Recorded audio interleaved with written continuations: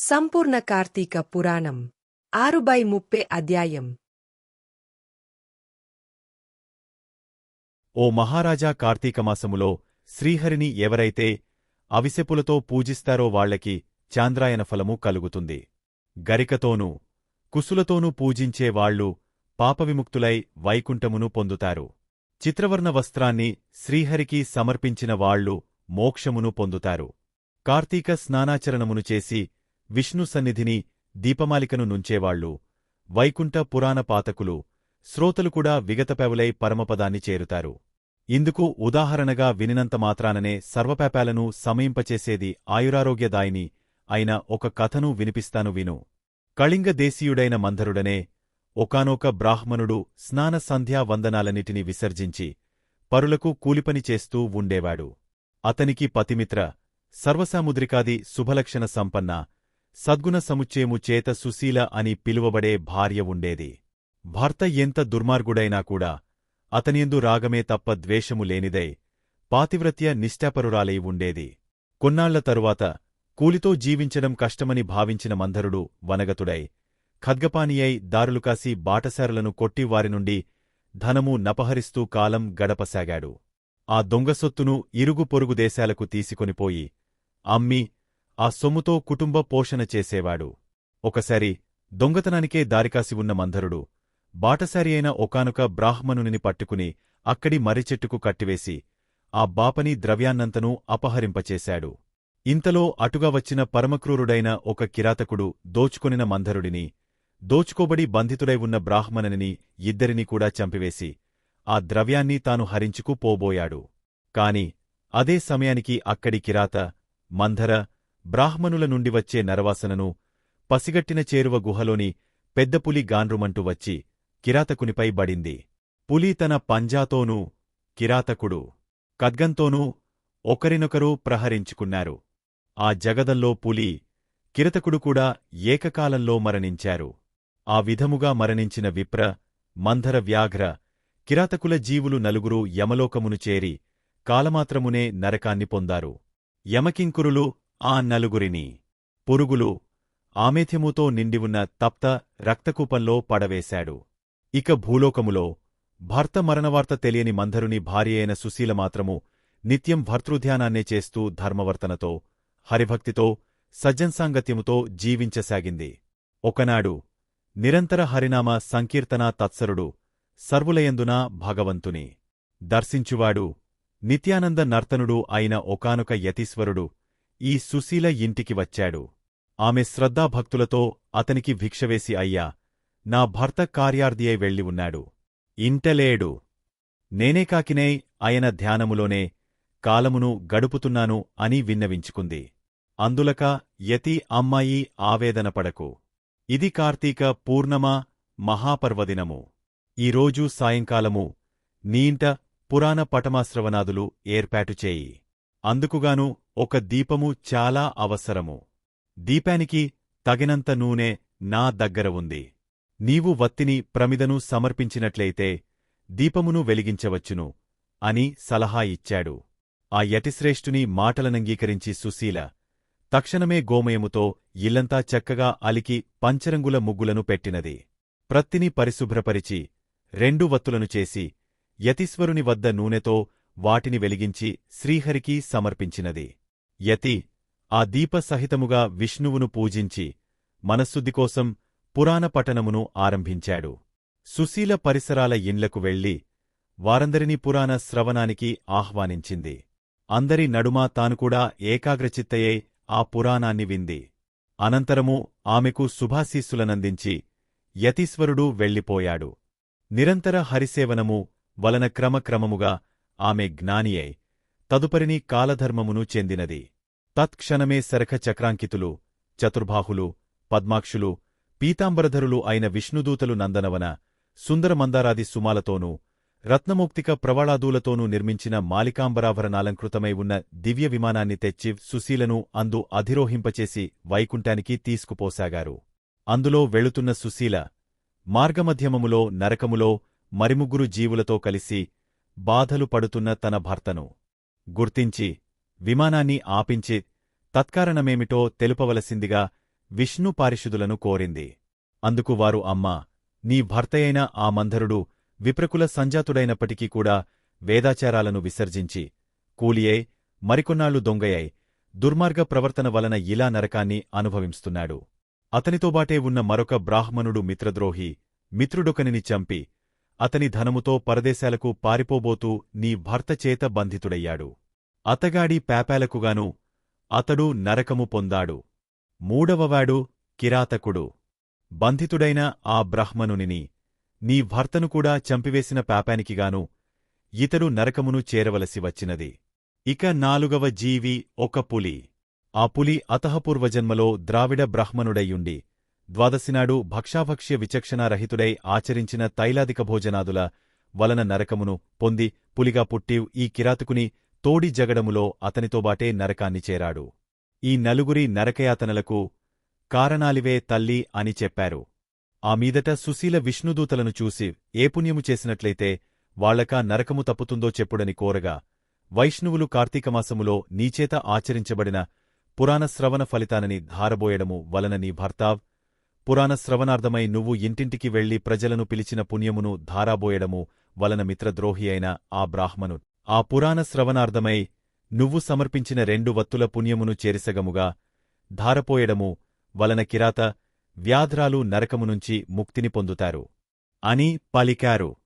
అలా వాళ్ళు చెప్పినదే తడువుగా సుశీల ఆయా విధాలుగా తన పుణ్యాలను వారికి ధారబోయడముతో ఆ నలుగురు నరకము నుండి విముక్తులై దివ్య విమానారుజులై సుశీలను వివిధ విధాలుగా ప్రశంసిస్తూ మహాజ్ఞానులు పొందే ముక్తిపదానికే తీసుకుపోబడ్డారు. కాబట్టి ఓ జనక మహారాజా, కార్తీకమాసములో చేసే పురాణశ్రవణము వలన హరిలోకమును తప్పనిసరిగా పొందుతారని తెలుసుకో. ఓ రాజా, కార్తీకమాసములో వచ్చే సోమవార మహత్యమును విని ఉన్నావు. ఆ కార్తీక సోమవారము ఎంత ఫలాన్నిస్తుందో అంతకంటే కార్తీక శనిత్రయోదశి 100 రెట్లు, కార్తీక పూర్ణమ 1000 రెట్లు, శుక్లపాడ్యమి 1,00,000 రెట్లు, శుక్లేకాదశి 1,00,000 రెట్లు, ద్వాదశి లెక్కలేనంత అనంతమైన ఫలాలను అదనముగా ప్రసాదిస్తాయి. మోహము చేతనైనాసరే శుక్ల ఏకాదశినాడు ఉపవసించి మరునాడు ద్వాదశి బ్రహ్మనియుక్తులై పారాయణ చేసేవాళ్లు సాయుజ్య మోక్షాన్ని పొందుతారు. ఈ కార్తీక శుద్ధ ద్వాదశినాడు అన్నదానమును చేసినవారికి సమస్త సంపదలు అభివృద్ధి చెందుతాయి. రాజా సూర్యగ్రహణ సమయంలో గంగాతీరములో 1,000,000 మంది బ్రాహ్మణులకు అన్నసమారాధన చేయడము వలన ఎంత పుణ్యము కలుగుతుందో అంత పుణ్యము కూడా కేవలము కార్తీక ద్వాదశినాడు ఒక్క బ్రాహ్మణునికి అన్నమును పెట్టడము వలన కలుగుతుంది. 1000 గ్రహణ పర్వాలు, 10,000 వ్యతిపేత యోగాలు, 1,00,000 అమావాస్యాపర్వాలు ఏకమైనా కూడా ఒక్క కార్తీక ద్వాదశిలో 16వ వంతు కూడా చేయమని తెలుసుకో. మనకు ఉన్న తిథులలో పుణ్యప్రదాలైన తిథులెన్నైనా ఉండవచ్చునుగాక, కాని వాటన్నింటికంటే కూడా సాక్షాద్విష్ణు ప్రీతికరమైన ఈ కార్తీక ద్వాదశి అత్యంత ఫలప్రదమని మర్చిపోకు. ఏకాదశినాడు రాత్రి యామముండగా కార్తీకశుద్ధ ద్వాదశినాడు క్షీరసముద్రము నుండి శ్రీహరి నిద్రలేస్తాడు. అందువలన దీనికి హరిబోధిని ద్వాదశి అనే పేరు వచ్చింది. అటువంటి ఈ హరిబోధినినాడు ఎవరైతే కనీసం ఒక్క బ్రాహ్మణునకైనా అన్నదానమును చేస్తారో వాళ్లు ఇహములో భోగాను సేవనాన్ని, పరములో భోగసేనామ సేవనాన్ని పొందుతారు. కార్తీక ద్వాదశినాడు పెరుగు అన్నదానం చేయడం సర్వోత్కృష్టమైన దానముగా చెప్పబడుతూ ఉంది. ఎవరైతే ఈ ద్వాదశినాడు పాలిచ్చే ఆవును వెండి డెక్కలు, బంగారు కొమ్మలతో అలంకరించి పూజించి దూడతో సహా గోదానము చేస్తారో వాళ్లు ఆవు శరీరంపై ఎన్ని రోమాలైతే ఉంటాయో అన్నివేల సంవత్సరాలు స్వర్గములో నివసిస్తారు. ఈ రోజు వస్త్రదానము చేసినవాళ్లు సంచితార్థాలన్నీ సమిసిపోయి వైకుంఠాన్ని చెందుతారనడంలో ఎటువంటి వివాదమూ లేదు. పండ్లు, తాంబూలము, యజ్ఞోపవీతాలను సదక్షిణగా దానము చేసేవారు. ఓ మహారాజా, ఎవరైతే కార్తీక శుద్ధద్వాదశినాడు సాలగ్రామాన్ని, బంగారపు తులసి వృక్షాన్ని దక్షిణా సమేతముగా దానము చేస్తారో వాళ్ చతుస్సాగర పర్యంతమైన సమస్త భూమండలాన్ని దానము చేసినంత పుణ్యాన్ని పొందుతున్నారు. ఇందుకు నిదర్శనముగా ఒక గాథను చెబుతాను విను. పూర్వము గోదావరీ తీరములో దురాచారవంతుడు, పరమ పిసినిగొట్టు అయిన ఒక వైశ్యుడుండేవాడు. ఈ లుబ్ధుడు దానధర్మాలు చేయకపోవడమే కాక తనుకూడా తినకుండా ధనమును ప్రోగుచేసేవాడు. ధనధాన్యాలనే కాదు, కనీసము ఎవరికీ మాట సాయమైన చేసేవాడు కాదు. నిత్యమూ పరులను నిందిస్తూ పరద్రవ్యాసక్తుడై మసలే ఈ పిసినిగొట్టు ధనమును వడ్డీలకు తిప్పుతూ అంతవరకు ద్రవ్యాన్ని పెందుకోసాగాడు. ఒకానొకసారి ఈ లుబ్ధుడొక బ్రాహ్మణునికి ఇచ్చిన అప్పును రాబట్టుకోవడం కోసం అతని గ్రామానికి వెళ్లి తానిచ్చిన బాకీని వడ్డీతో సహా ఆ క్షణమే చెల్లించవలసిందిగా పట్టుబట్టాడు. అందుకు బ్రాహ్మణుడు రుణదాత, నేను నీ బాకీ ఎగవేసేవాడిని కాను ఎందుకంటావేమో. శ్లోకం యో జీవితి రౌణీనిత్యం నియమం కల్పమస్నుత్ పశ్చాత్స్యసుతో భూత్వా తత్సర్వం ప్రతిదాస్యతి. ఎవడైతే రుణం తీర్చకుండానే పోతాడో వాడు మరుసటి జన్మలో రుణదాతకు సంతరూపముగా జన్మించి ఆ రుణాన్ని చెల్లుబెట్టుకోవసి వస్తుంది. అందుచేత ఏదో విధముగా సంపాదించి ఈ మాసాంతానికల్లా నీ రుణమును చెల్లుబెడతాను. అంతవరకు ఓర్పు వహించి ఉండు అని చెప్పాడు. ఆ బ్రాహ్మణ వచనాలను పరాభవ వాక్కులుగా భావించిన లుబ్ధుడు కనిసి, నీ కబుర్లు నా దగ్గర కాదు. నీ బాకీ వసూలు కోసం నెల్లాళ్లాగే సమయం నాకులేదు. మర్యాదుగా ఇప్పుడే లేదా ఈ కత్తితో నిన్ను నరికేస్తాను అన్నాడు. యథార్థముగా ఆ సమయంలో ధనము లేదని, అప్పటికప్పుడు తానా అప్పు తీర్చలేనని చెప్పాడు విప్రుడు. మరింత మండిపడిన ఆ పిసినారి బ్రాహ్మణుడిని జుట్టు పట్టుకుని లాగి నేలకు పడద్రోసి కాలితో తన్ని అప్పటికీ కోపం తీరక కత్తితో ఒక వ్రేటు పెట్టాడు. సింహము యొక్క పంజా విసురుకు లేడిపిల్ల చనిపోయినట్లుగా క్రోధోన్మతుడైన ఆ కోమటి కొట్టిన కత్తిదెబ్బకు బ్రాహ్మణుడు ప్రాణాలు కోల్పోయాడు. అంతటితో కోమటివ్ హత్యానేరానికిగాను రాజు తనను దండిస్తాడనే భయంతో త్వరితముగా ఇంటికి పారిపోయి గుట్టుగా బ్రతకసాగాడు. బ్రతికినంత కాలం గుట్టుగా ఉండగలమేగాని గుట్టుగా ఉన్నంతమాత్రం చేత ఎల్లకాలం బ్రతకలేంగదా. అదే విధముగా ఆ కోమటి కూడా ఆయువుదిరి మృతి చెందాడు. యమకింకరులు వచ్చి ఆ జీవుని నరకానికి తీసుకుపోయారు. జనకభూపతి రురువులనే మృగాలచేత వాటి శృంగాలచేత పీడింపచేసే ఒకానొక యాతననే రోరవం అంటారు. ఈ కోమటిని ఆరోరవమనే నరక విభాగములో వేసి శిక్షింపవలసిందిగా ఆజ్ఞాపించాడు యమధర్మరాజు. కింకరులు ఆ ఆజ్ఞ నమలు చేయసాగారు. ఇక ఈ భూలోకములో ఆ లుబ్ధవైశ్యుని కుమారుడైన ధర్మవీరుడనేవాడు మహాదాత, పరోపకారియై పిత్రార్జితమైన అగణిత ధనరాశులలో ప్రజాశ్రేయస్కే చెరువులు, నూతులు త్రవ్వించి తోటలు వేయించి వంతెనలు కట్టించి పేదలకు వివాహోపనేనాదులు చేయిస్తూ యజ్ఞయాగాది క్రతువులను క్షుత్పీడితులను తరతమ భేదరహితముగా అన్నదానాలను చేస్తూ ధర్మాత్ముడుగా పేరు పొందాడు. ఒకానొకనాడి ధర్మవీరుడు విష్ణుపూజ చేసే సమయానికి త్రిలోకసంచారి అయిన నారదమహర్షి యమలోకము నుండి బయలుదేరి హరినామస్మరణను చేసుకుంటూ ఈ ధర్మవీరుని తావుకు వచ్చాడు. ముంగలికి వచ్చిన మునిరాజు నారదుని చూచి ధర్మవీరుడు భక్తిప్రపత్తులతో ప్రణమిల్లాడు. అరేయపాద్యాది వివిధోపచారాలతోనూ నారదుని పూజించి నారదా, దేవర్షులైన మీరిలా మా భూవర్షానికి అందున నా గృహనికి విచ్చేయడం వలన నా జన్మ ధన్యమైంది. హే దివ్య ప్రభూ, నేను నీ దాసుడిని. నన్నేమి చేయమంటావో ఆజ్ఞాపించు. నువ్వేమి చెబితే అది చేస్తాను అని వినయపూర్వకముగా వేడుకున్నాడు. అందుకు సంతసించిన నారదముని చిరునవ్వుముఖము కలవాడై, ధర్మవీరా, నా కోసము నువ్వేమీ చేయనక్కరలేదు. నీ శ్రేయస్కే చెబుతున్న నా ఈ మాటల్ని శ్రద్ధగా విను. కార్తీక ద్వాదశి శ్రీ మహావిష్ణువునకు అత్యంత ప్రియమైన రోజు. ఆ రోజున చేసిన స్నానదాన జపతపహ కార్యాలన్నీ కూడా విశేషమైన ఫలాన్నిస్తాయి. ధర్మవీరా, సూర్యుడు తులారాశిలో ఉండగా కార్తీక ద్వాదశి ప్రాతఃస్నాతులై సాలగ్రామదానమును చేసేవారు దరిద్రులుగాని, ధనికులుగాని, యతులుగాని, వానప్రస్థులుగాని, బ్రాహ్మణులుగాని, క్షత్రియులుగాని, వైశ్యులుగాని, శూద్రులు స్త్రీలేగాని వాళ్లేవళ్లైనా సరే జన్మ జన్మాంతర కృతపాపాలను దహింపచేసుకున్నవాళ్లే అవుతారు. మరో ముఖ్య విషయమును చెబుతాను విను. నీ తండ్రి మరణించి యమలోకంలో పడరానిపాట్లు పడుతున్నాడు. అతనికి నరకబాధ విముక్తిని సంకల్పించి నువ్వు కార్తీక ద్వాదశినాడు సాలగ్రామదానమును చెయ్యి.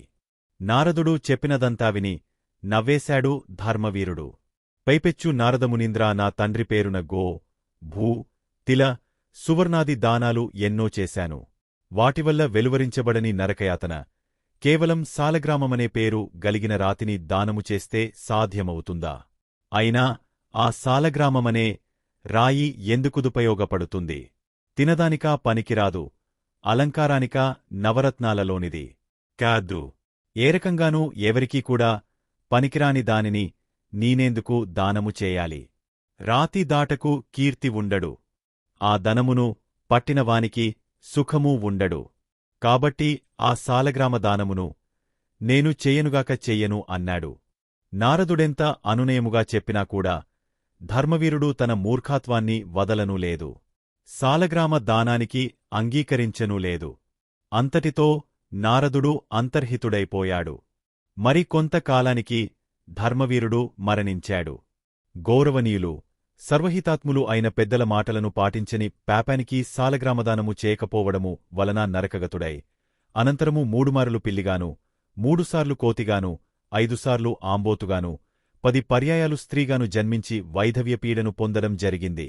పునః 11వ జన్మలో కూడా ఒకానొక యాచకుని పుత్రికగా జన్మించవలసి వచ్చింది. పురాకర్మ వలన పెండ్లి కుమారుడు అనతికాలంలోనే మరణించడంతో ఒక్కగానొక్క కూతురికి కలిగిన వైధవ్యానికి చింతించి ఆ యాచక బ్రాహ్మణుడు జ్ఞానదృష్టిచేత తన కూతురి పురాకర్మముగత పాపఫలాన్ని తెలుసుకున్నవాడై ఆ విషయాలన్నీ ఆమెకు సవిస్తరంగా చెప్పి కార్తీక సోమవారం నాడు వేదోక్త విధిగా జన్మజన్మార్జిత పాపనాశకమైన సాలగ్రామ దానాన్ని చేయించాడు. ఆ పుణ్యఫలావాస్తి వలన మరణించిన పెండ్లికొడుకు పునర్జీవితుడయ్యాడు. ఆ దంపతులు ఇహజీవితాన్ని ధర్మకామసౌఖ్యాలతో గడిపి కాలాంతర స్వర్గమును చేరి పుణ్యఫలానుభవాప్తులయ్యారు.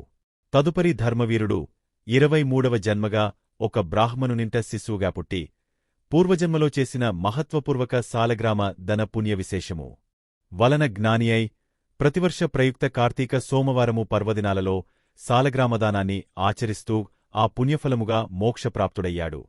ఇతగాడి సాలగ్రామదాన మహాపుణ్యము వలన రోరవగతుడైన ఇతని తండ్రికూడా నరకము నుండి విముక్తుడయ్యాడు. కాబట్టి జనక మహారాజా, కార్తీకమాసములో సాలగ్రామదానము చేత విష్ణువు సంప్రీతుడై విశేష పుణ్యాన్ని కల్పింస్తాడని ధృవపరుచుకో. ఎంతటి పాపానికైనా సరే కార్తీకమాసంలో సాలగ్రామదానమును చేయడమే సర్వోత్తమమైన ప్రాయశ్చిత్తము. ఇంతకు మించిన ప్రాయశ్చిత్తము మరొకటి లేదు అనడంలో ఏమాత్రమూ అతిశయోక్తిలేదు. 6వ రోజు నిషిద్ధములు, ఇష్టమైనవి, ఉస్సిరి, దానములు, చిమ్మిలి. పూజించాల్సిన దైవము సుబ్రహ్మణ్యేశ్వరుడు. జపించాల్సిన మంత్రము ఓం సుం బ్రం సుబ్రహ్మణ్యాయ స్వాహ. ఫలితము సర్వసిద్ధి, సత్సంతానం, జ్ఞానలబ్ధి. 6వ రోజు పారాయణము సమాప్తము. మా వీడియో మీకు నచ్చినట్టు అయితే లైక్ చేయండి, షేర్ చేయండి. ముఖ్యంగా సబ్స్క్రైబ్ చేసుకోవడం మరచిపోకండి. మీ సలహాలు సూచనలు ఏమైనా ఉంటే కామెంట్ చేయండి. సోషల్ మీడియాలో ఫాలో అవ్వండి.